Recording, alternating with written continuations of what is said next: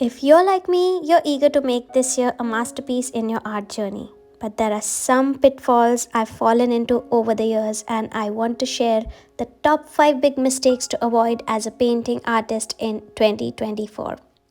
Hey everyone, my name is Shilpa Lalit, and I am also known as Artyshils on the internet.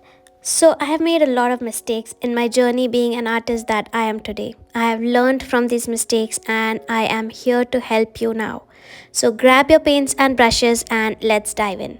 So, the very first mistake I wanted to talk about is overthinking and procrastination. We've all been there, right? You stare at the blank canvas and you start worrying about making it perfect from the get go. It's essential to remember that every masterpiece starts with a single brushstroke, even if it's not quite right. So, just stop that overthinking that is going on or taking over your mind. Stop that procrastination. If you have that blank canvas in front of you, if you have your paints and brushes, and if you have an idea or something going on in your mind, just go for it. Just get started. Just put that first stroke on your canvas. Just let your paints flow. Just let your pencil or your crayons or whatever you're using, let them just go and work on that canvas even with that overthinking going on in your mind, because either you will get an amazing painting or you will get to learn a lot in the process. So one of the two things will definitely happen and you will fall in love with the process. So just go for it. And with that, let's talk about the second mistake to avoid as an artist. So, the second mistake is neglecting the basics. All the advanced techniques and fancy tools out there, it's easy to forget the fundamentals. But trust me, your foundation skills in drawing, color theory, and composition are your best friends in the art world. If you give time to learning the basics, understanding the core of painting and drawing, you will enjoy the creation process even more. Your confidence will be even more, and you will not hesitate to dive into and work on any kind of painting that you might want to. On that note, let me ask you a little question right here. Have you ever caught yourself skipping the basics? If so, what motivated you to get back to them? Share your experience with the community in the comment section below, because I know we've all been there, including me. I have definitely tried to just skip my way to, the basics of the drawing to be able to draw the big and the final drawings that I wanted to. Just quickly, coming to this realization that I need to get back to my basics to be able to create the kind of gestures and drawings that I would like to. So, have you ever done that too? I would love to know that in the comment section below. Now, the third mistake to avoid as a painting artist is not taking breaks. Art is a passion, but it's essential to remember that burnout is a real thing. Sometimes stepping away from your work can actually improve your productivity and creativity. I personally definitely struggle with taking breaks when I am in that creative zone. And I have to remind myself that, that I need to step back a little. I just need to take 1 or 2 days away from my work, maybe go to nature, maybe go out with friends, or maybe go to a gallery or do something. And then when I come back to that work again or those paintings again, I come back with a fresh perspective, which is always so amazing. So taking breaks is very, very important if you are just constantly working on a lot of your painting projects or canvases or any creative endeavor. Now, the fourth mistake to avoid as a painting artist is the fear of critique. It's only human to be protective of your art, but growth often comes from constructive criticism. Learning to accept feedback gracefully is a skill that's worth mastering.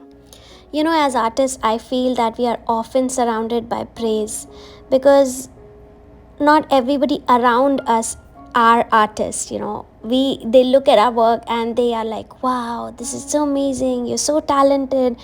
But that praise will not help us, right? That'll just be encouraging and that'll just be make us feel happy, but that'll not make us grow. So to grow, just find somebody who can give you constructive criticism. Find a teacher, find a guru, find a master, find somebody who you look up to, who you want to be like, and just get that constructive criticism that'll help you grow instead of just collecting praise from everybody, right?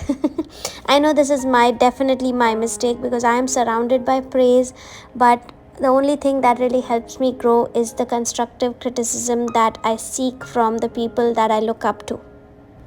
Now, the last and final mistake I wanted to talk about is falling into the comparison trap.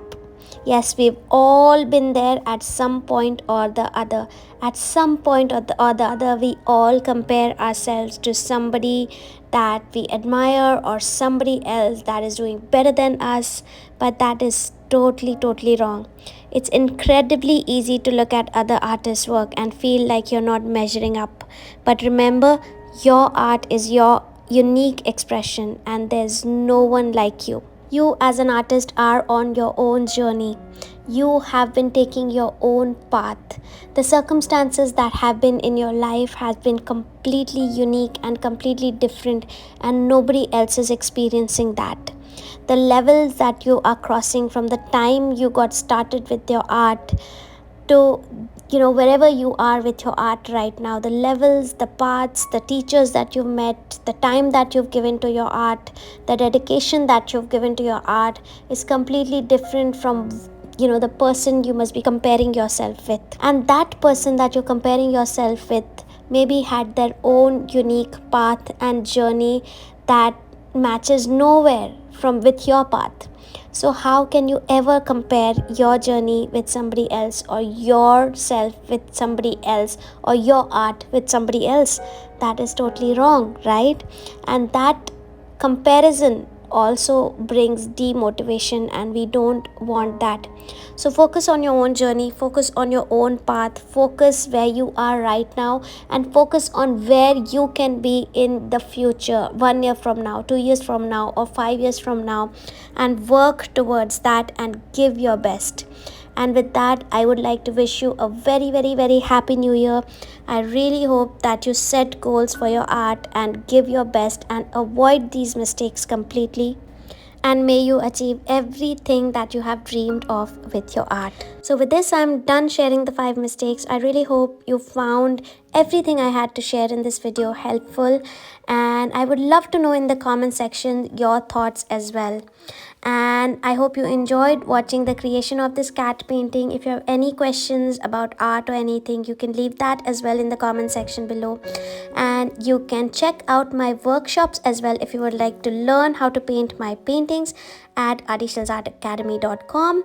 And you can also grab the cruelty-free, high-quality vegan brushes that I am using, the painting brushes, at www.artyshils.com. That's my website.